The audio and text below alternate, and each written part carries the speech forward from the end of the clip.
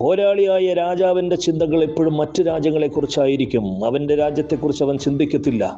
അവൻ്റെ രാജ്യം അവൻ്റെ കയ്യിൽ സുരക്ഷിതമാണ്. എന്നാൽ മറ്റു രാജ്യങ്ങളുടെ അവകാശത്തെ താൻ കൈവരിക്കണം, അതിൻ്റെ സ്വത്ത് സമ്പാദ്യങ്ങൾ തൻ്റെ അവകാശമാക്കിയെടുക്കണമെന്നൊരു ചിന്താഗതിയുമായി നടക്കുന്ന വ്യക്തിയായിരിക്കും ഒരു പോരാളിയായ രാജാവ്.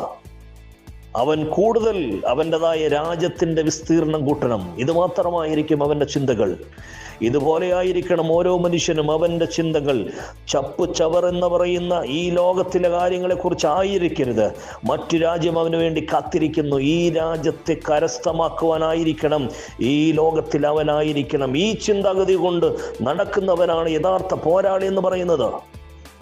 സാധാരണഗതിയിൽ ഇവിടെയുള്ളത് മതി, കരസ്ഥമാക്കിയത് മതി എന്ന ചിന്താഗതിയുമായി നിൽക്കുന്നവനല്ല യഥാർത്ഥ പോരാളി. പകരം കരസ്ഥമാക്കാൻ കഴിയുന്ന മറ്റു രാജ്യങ്ങളുമുണ്ട് എനിക്ക്, അതുകൂടി എനിക്ക് കടന്നാക്രമിക്കണമെന്നൊരു ചിന്താഗതിയുമായി ഇരിക്കുന്നവരാണ് യഥാർത്ഥ പോരാളികൾ.